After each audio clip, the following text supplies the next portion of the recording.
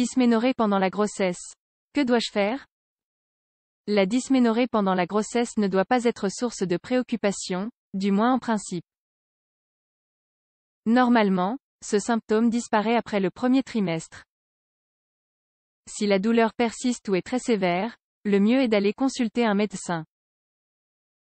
La dysménorrhée pendant la grossesse est difficile à comprendre car ce terme fait référence à une douleur associée aux règles. Elle peut se manifester lors de la première journée de ces dernières ou 2 ou 3 jours après. Il s'agit d'une gêne utérine qui se produit sous forme de colique.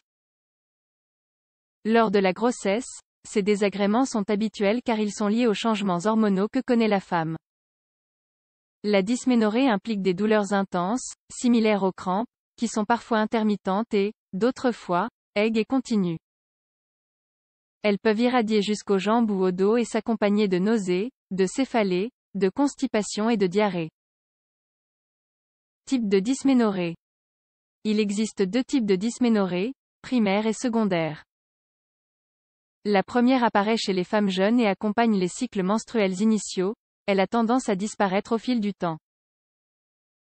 La dysménorrhée secondaire est celle qui est liée à des malformations génitales. Son intensité, en revanche, augmente avec l'âge. Le pourcentage de femmes en âge fertile qui souffrent de dysménorrhée va de 25 à 60% de la population. S'il est vrai que, dans de nombreux cas, il ne s'agit que d'une gêne ou d'une douleur contrôlable, on estime qu'elle peut être handicapante lorsqu'elle devient plus intense et durable. De fait, la dysménorrhée est l'une des principales causes d'absentéisme féminin au travail. La dysménorrhée pendant la grossesse. La période de grossesse d'une femme est un moment de changements hormonaux. Le corps féminin connaît des modifications dues aux variations dans la concentration sanguine des substances. C'est pour cela qu'il est habituel de souffrir de dysménorrhée pendant la grossesse, surtout au cours du premier trimestre. Quoi qu'il en soit, elle peut persister tout au long de cette dernière. Il s'agit d'une douleur semblable à celle des règles, même s'il n'y a pas de saignement. C'est une sensation qui vient des changements dans l'utérus, qui se prépare à l'accouchement. Ces douleurs, dans des conditions normales, diminuent au fur et à mesure que la grossesse suit son cours. Ces coliques ou crampes sont plus fréquentes au cours du premier trimestre à cause du développement accéléré du bébé lors de cette étape. On ressent comme des étirements sur les côtés du ventre, qui ont lieu parce que l'utérus se dilate. Au fur et à mesure que l'organe grandit, il oblige les muscles à augmenter leur élasticité, tout comme les ligaments. On peut aussi ressentir ces douleurs au cours du second trimestre. Lors de cette étape, elles sont dues au fait que le muscle appelé rond, qui supporte le poids de l'utérus, s'étire. La douleur est généralement lancinante dans la partie basse de l'abdomen. Il est aussi fréquent de voir apparaître des crampes après avoir réalisé un effort. Conseils à suivre en cas de dysménorrhée. Si la dysménorrhée pendant la grossesse est persistante, il se peut qu'elle interfère avec le bonheur de cette période de la vie. Vous devez prêter attention aux premiers symptômes et, s'ils ne sont pas préoccupants, il suffit de suivre certains conseils qui vous soulageront. L'une des recommandations est de faire de petits changements au niveau de l'alimentation, en consultant votre obstétricien, comme abandonner la caféine, qui est un stimulant.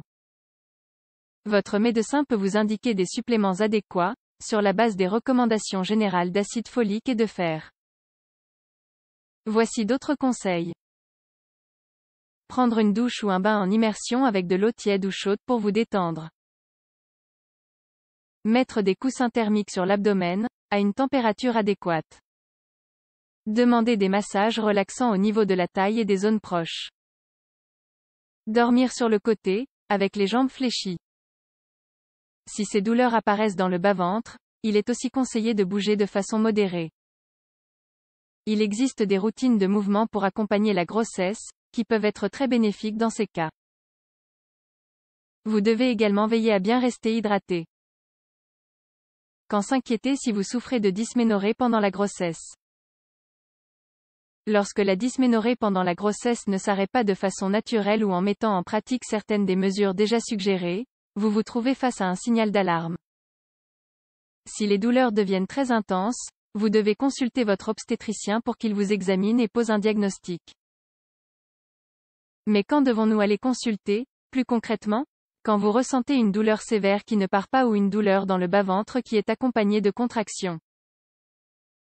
Par ailleurs, si vous avez des crampes vaginales, des saignements ou des sécrétions, des symptômes gastro-intestinaux et des vertiges, vous devez aussi vous rendre chez le médecin.